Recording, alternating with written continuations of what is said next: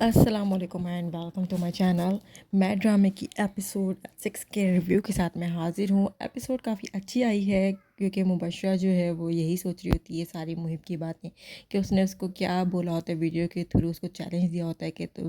ایک اور شادی کر کے ایسے دکھاؤ جس میں تم اس کو نبھا سکو۔ آئی چیلنج یو کہ تم ایسی شادی نہیں کر سکتی، تم کسی بھی شادی کو نہیں نبھا پاؤ گی، تمہاری 100 شادیاں ہوں گی، تم 100 کی 100 جو ہے طلاقیں ہی ہوں گی، کوئی تمہارے ساتھ نہیں ایڈجسٹ ہو پائے گا۔ میں نے بہت کمپرومائز کیا تھا، 2 سال کیسے گزرے میرے شادی کے بعد یہ میں ہی جانتا ہوں۔ مین ساری وہ باتیں جو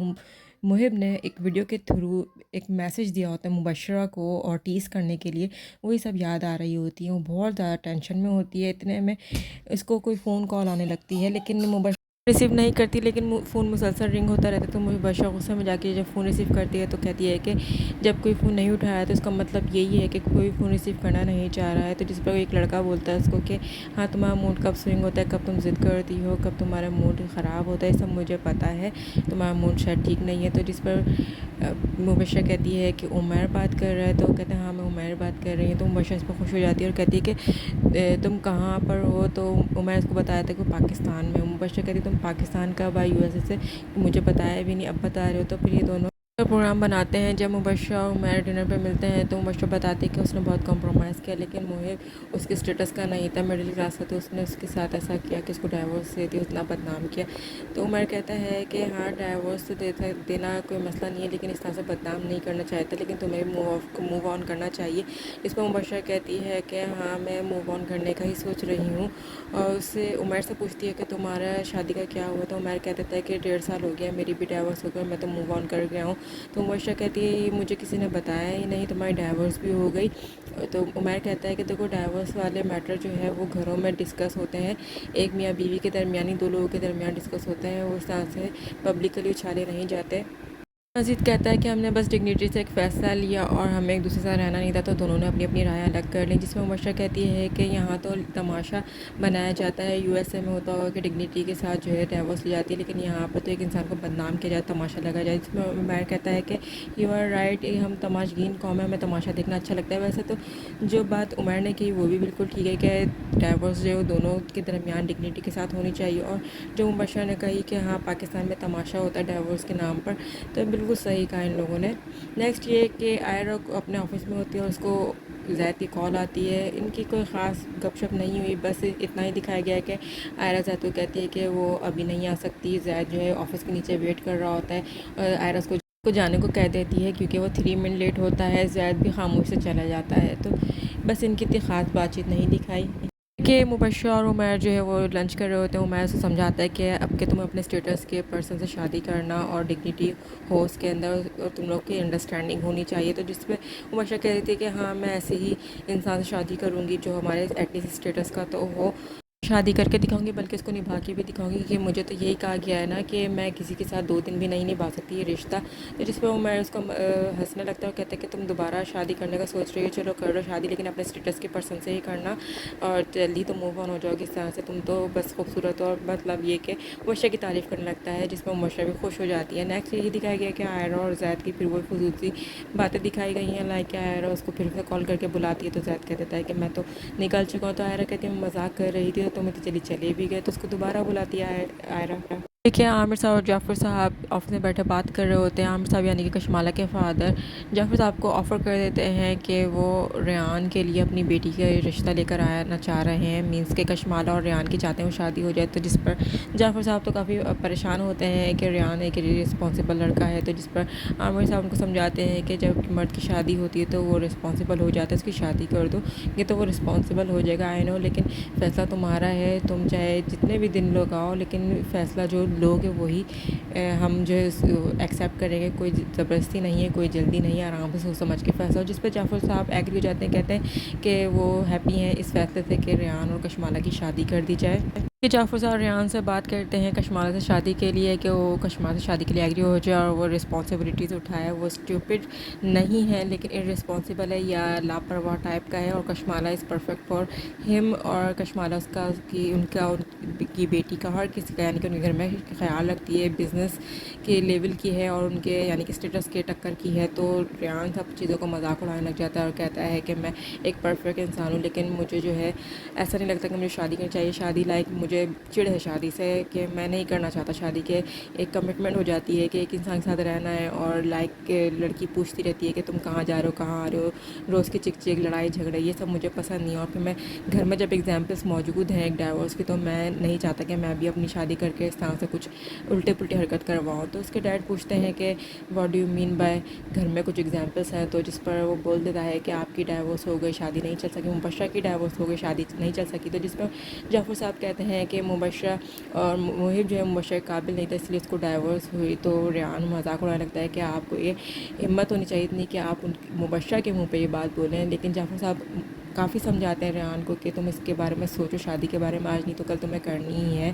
تو تمہیں یہ فیس کرنا ہی پڑے گا. مینس شادی کرنی ہے, فیس کرنا ہے سب کچھ. تو جس پر ریان کہتا ہو کہ میں سوچوں گا. اتنے میں مبشرہ کی انٹری ہو جاتی ہے, پوچھتی ہے کہ کس کی شادی کی بات ہوئی, تو ریان بول دیتا ہے کہ میری شادی کی بات ہو رہی ہے. تو جس پر مبشرہ کو غصہ آ جاتا ہے اور کہتی ہے کہ میں نے کہا تھا کہ پہلے میری شادی ہوگی, تو بیچ میں اس کی شادی کہاں سے آ گئی, تو پہلے میری شادی کرائیں ڈیڈ, اس کے بعد اس کی شادی کا سوچے گا. مبشرہ یہ بھی کہتی ہے کہ میں بڑی ہوں, اگر پہلے ریان کی شادی ہوگی تو سب لوگ باتیں بنائیں گے کہ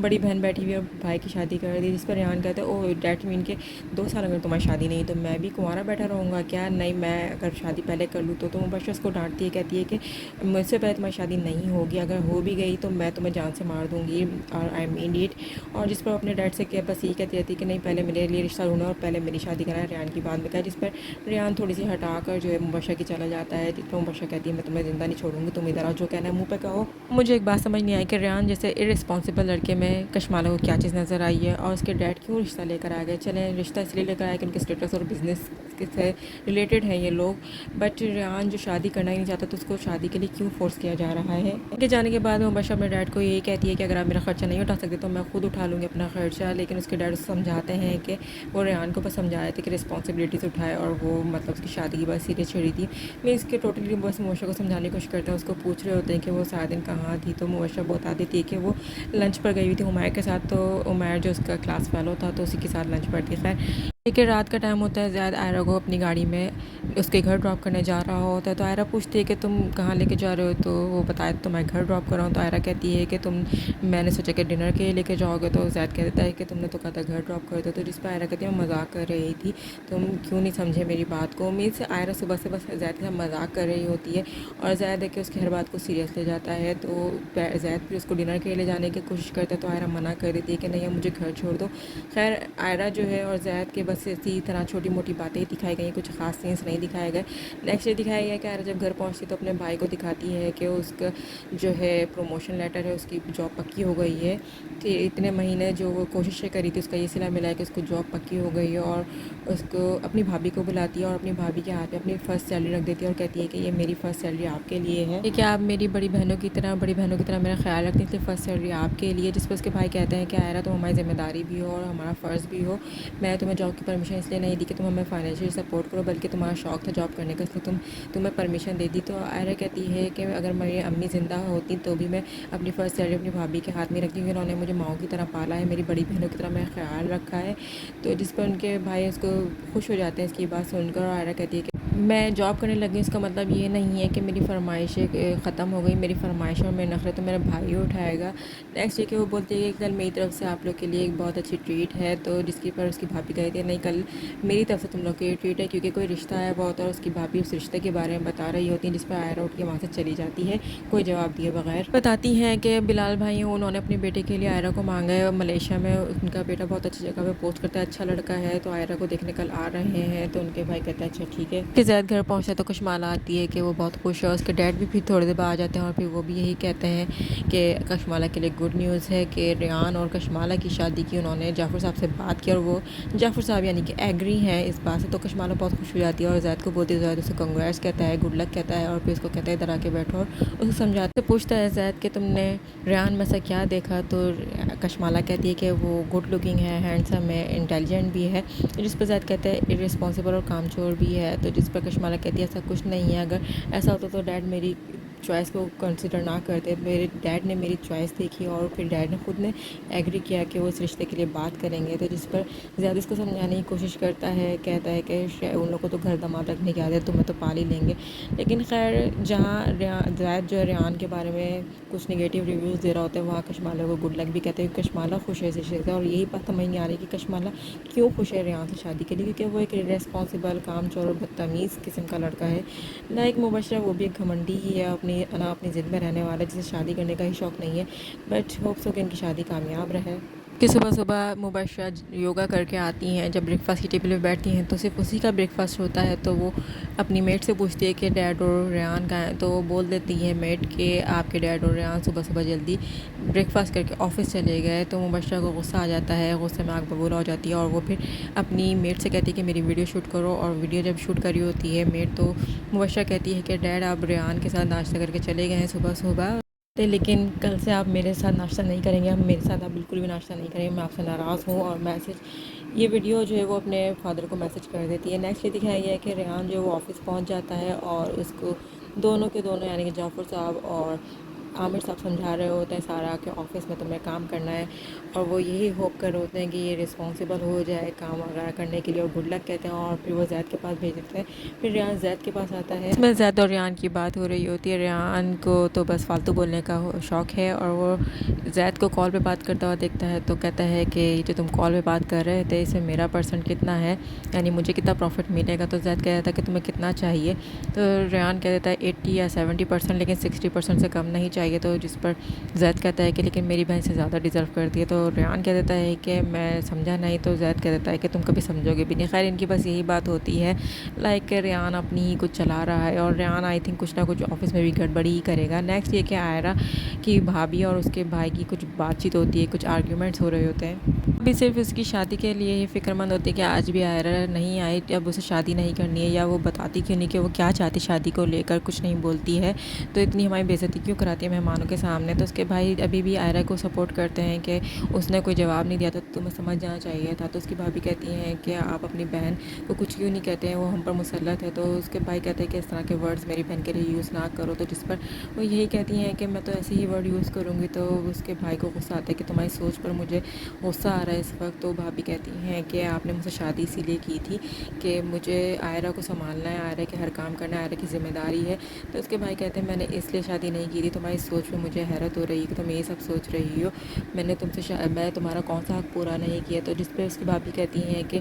بیوی کو کھلانا پلانا یہ صرف شوہر کی ذمہ داری نہیں ہوتی ہے, بلکہ بیوی کے ساتھ رہنا, اس کی خوشیاں, اس کے حقوق پورے کرنا بھی بیوی کی شوہر کی ذمہ داری ہوتی ہے. لیکن آپ کی زندگی میں عائرہ کے علاوہ کوئی نہیں ہے. تو جس پر وہ یہی کہتے ہیں کہ اگر تم سے نہیں اٹھائی جاتی ذمہ داری عائرہ کی تو مت اٹھاؤ, اس کے لیے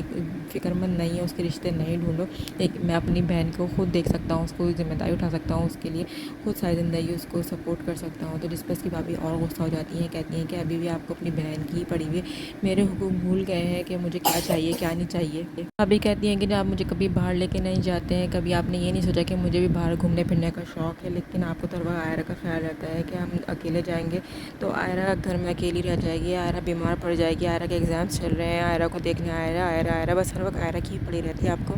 کی لڑائی کی ساری باتیں عائرہ بھی سن لیتی ہے اور وہ بہت اپسیٹ ہو جاتی ہے. ایون یہ کہ اس کے بھائی بھی کافی اپسیٹ ہوتے ہیں, بھابھی بھی کافی اپسیٹ ہو جاتے ہیں کیونکہ عائرہ اپنے آپ کو ہی ذمہ دار سمجھ رہی ہوتی ہے ان کے بھائی بھابھی کی لڑائی جھگڑوں کا, اور ویسے ہونا بھی یہی چاہیے. خیر نیکسٹ یہ دکھایا گیا ہے کہ مبشرہ کے فادر آتے ہیں اور اس سے بات کرتے ہیں کہ وہ ڈنر کر لے. تو مبشرہ منع کر دیتی ہے, تو وہ بول دیتی ہے کہ اس نے لنچ کیا تھا عمیر کے ساتھ تو ابھی اس کا دل نہیں چاہ رہا ڈنر کا. تو اس کے فادر کہتے ہیں کہ عمیر کے ساتھ وہ زیادہ ہی گھوم پھر رہی ہے کہ وہ اس کو پسند کرنے لگی ہے اور اس کی ڈائیورس کو بھی 2 سال ہو چکے ہیں۔ تو وہ کہتے ہیں کہ تم عمیر سے شادی کر لو، میں بات کروں، تو مبشرہ ایگری ہو جاتی ہے، جس پر اس کے فادر کہتے ہیں کہ عمیر کے 2 بچے بھی ہیں، تو مبشرہ کہتی ہے مجھے فرق نہیں پڑتا، میں کرنے کے لیے ریڈی ہوں شادی، کیونکہ مجھے شادی کرنی ہے اور شاید بھی سیٹ ہونا چاہ رہا ہے، اور مبشرہ بھی چاہ رہی کہ وہ سیٹ ہو جائے، مطلب شادی کر کے سیٹ ہو جائے۔ تو مبشرہ کہتی ہے کہ فین ہو میرے یا میرے فیملی ہو یا جو بھی کوئی ہے، سب یہ سمجھتے ہیں کہ میری ڈائیورس کی ذمہ دار میں اکیلی ہوں، جبکہ آپ لوگ کو نہیں پتہ کہ شادی کے اندر 4 دیواری میں جو بھی لڑائی جھگڑے اور پرابلم سارٹ آؤٹ ہو رہی ہوتی ہیں وہ ہم میاں بیوی جانتے ہیں، یعنی کہ جو بھی پرابلمس ہوتی ہیں وہ میاں بیوی ہی جانتے ہیں۔ شادی کو چلانے کی بہت کوشش کی تھی، بہت کمپرومائز کیا تھا، میں نے بہت کچھ ایسا کیا تھا کہ میری شادی چل جائے، ٹوٹے نہیں، لیکن ان سب چیزوں کی میں ہی گواہ ہوں، کوئی اور نہیں جانتا ان سب چیزوں کو، میں آگے بھی کمپرومائز کرنے کے تیار ہوں۔ تو اس کے ڈیڈ کہتے ہیں چلو کوئی بات نہیں، جو ہوا سو ہوا۔ نیکسٹ یہ دکھایا گیا کہ آئرہ جو ہے کافی زیادہ اپسیٹ ہوتی ہے اپنے بھائی بھابھی کی لڑائی جھگڑوں کی وجہ سے، اور وہ اپسیٹنیس میں جو ہے زید کو کال کرتی ہے اور کہتی ہے کہ تم مجھ سے شادی کرو، ابھی کیا بھی رشتہ بھیجو۔ تو زید کہتا ہے کیا ہوا، تم مذاق کرو، کیونکہ صبح سے آئرہ زید کے ساتھ مذاق کر رہی تھی، تو زید اس بات کو بھی مذاق ہی سمجھتا ہے، لیکن آئرہ اس کو سیریس ہو کے کہتی ہے، روتے ہوئے کہتی ہے، بہت زیادہ پریشانی میں بولتی ہے، تو زید سمجھ جاتا ہے کہ آئرہ اپسیٹ ہے، کافی زیادہ پریشان ہے، تو زید اس کو کہتا ہے ٹھیک ہے میں بھیجتا ہوں رشتہ، اور جس پر آئرہ بعد میں بہت رونے لگتی ہے، کیونکہ آئرہ کو یہی لگتا ہے کہ وہ واقعی میں اپنے بھائی بھابھی کے لیے بوجھ بن چکی ہے، اور ان کے بھائی بھابھی کی جو خوشیاں ہیں وہ اس نے ہی چھینی ہے، تو اس لیے آئرہ کو کافی زیادہ ٹینس دکھایا گیا ہے اس وقت۔ ایک ہے زید اپنے فادر سے اپنی شادی کی بات کرتا ہے، مطلب اپنے فادر کو کہتا ہے کہ وہ کسی سے پیار کرتا تھا، پہلے تو اس کے فادر اس بات پہ یقین نہیں کرتے، کیونکہ ان کو لگتا ہے کہ ان کا بیٹا بس بزنس فیلڈ میں ہی ورک آؤٹ کر سکتا ہے، تو زید خیر ان کو یقین دلاتا ہے کہ وہ واقعی میں کسی سے پیار کرتا ہے، اس سے شادی کرنا چاہتا ہے، تو ڈیڈ اس کے ڈیٹیلس مانگتے ہیں ساری کہ اس کے گھر والے کیا کرتے ہیں، تو زید بتاتا ہے کہ لڑکی کا نام آئرہ ہے، اور یونیورسٹی میں کالج میں اس کے ساتھ پڑھتی تھی، اور جب سے وہ انڈرسٹینڈنگ اور ایک دوسرے کو پسند کرتے ہیں، اس کے فادر کی ڈیتھ ہو گئی، اس بھائی کے ساتھ رہتی ہے، اور بھائی جو ہے رحمان گروپ آف کمپنی کے اندر آڈیٹر ہیں، تو جس پر اس کے فادر کافی سرپرائز ہو جاتے ہیں، کہتے ہیں رحمان گروپ آف کمپنی کوئی خاص بڑی کمپنی نہیں ہے، اور جو یہ آڈیٹر کی جاب ہے یہ بھی کوئی خاص اچھی جاب نہیں ہے، ایسی معمولی سی جاب ہے، اور تمہاری کمپنی میں 20 آڈیٹرس ہیں، تمہیں پتہ ہے یہ بات۔ تو زید اس پہ کہتے ہیں دیٹس ناٹ امپورٹنٹ، مطلب اس کے بھائی کیا جاب کرتے ہیں، کس کمپنی میں جاب کرتے ہیں، یہ امپورٹنٹ نہیں ہے، امپورٹنٹ یہ ہے کہ میں آئرہ سے پیار کرتا ہوں، تو جس پہ اس کے ڈیڈ کہتے ہیں نہیں یہ امپورٹنٹ نہیں کہ تم اس کو پسند کرتے ہو لڑکی کو، لیکن یہ امپورٹنٹ ہے کہ وہ لوگ ہمارے اسٹیٹس کے ہونے چاہیے، ہمارے ٹکر کے ہونے چاہیے، ہمارے میچ کے ہونے چاہیے۔ زید کے فادر مزید کہتے ہیں کہ تمہیں پتہ ہے کہ میری شادی کیسے ہوئی تھی، میں تمہیں بتایا تھا کہ when money comes when you میری، اور پھر وہ بتاتے ہیں کہ ہمارے بڑوں کی کہاوت ہے کہ کتا پالتے وقت بھی اس کی نسل دیکھنی چاہیے، اور یہ بھی تو انسان ہے اور یہاں رشتہ کرنا ہے ہمیں، تو یہ سب بہت امپورٹنٹ ہے کہ ان کی نسل کیا ہے یا ان کا اسٹیٹس کیا ہے یا ان کا فیملی بیک گراؤنڈ کیا ہے، سب کچھ جاب کیا کرتے ہیں وہ لوگ، اٹ ڈزنٹ میٹر کہ تم اسے پیار کرتے ہو۔ تو زید کافی اپسیٹ ہو جاتا ہے، کافی زیادہ پریشان ہو جاتا ہے کہ وہ اپنے ڈیڈ کو کیسے سمجھائے، لیکن پھر بھی وہ اپنے ڈیڈ سے کہتا ہے کہ میں آپ سے بس اتنا کہنے آتا کہ میں اس سے پیار کرتا ہوں، اس سے شادی کرنا چاہتا ہوں، آپ اس کے گھر رشتہ لے کے جائیں، کہ آپ اس کے گھر رشتہ لے کے جائیں گے، تو اس کے ڈیڈ اس کو سیدھا منع کر دیں گے، میری طرف سے نو ہے، میں نہیں لے کے جاؤں گا رشتہ، جس پہ زید اور زیادہ اپسیٹ ہو جاتے ہیں، مطلب سمجھ نہیں آتا کہ وہ اپنے ڈیڈ کو کیسے سمجھا، اور یہ بہت زیادہ سرپرائزنگ بات تھی کہ ڈیڈ کے فادر جسٹ بزنس مائنڈ سے ہی ہر چیز کو دیکھ رہے ہیں، جیسے اسٹیٹس ہی دیکھ رہے ہیں کہ کون امیر ہے، کس سے ہمیں رشتے جوڑنے ہیں، ان کو یہ بات سمجھ نہیں آ رہی کہ زید کس سے پیار کرتا ہے۔ خیر ڈرامے کی اسٹوری تو یہاں اینڈ ہوئی ہے، ایپیسوڈ یہاں اینڈ ہوئی ہے، بٹ نیکسٹ ایپیسوڈ میں یہی دکھانا ہے انہوں نے کہ جعفر صاحب مبشرہ سے شادی کی بات کریں گے عمیر سے، لیکن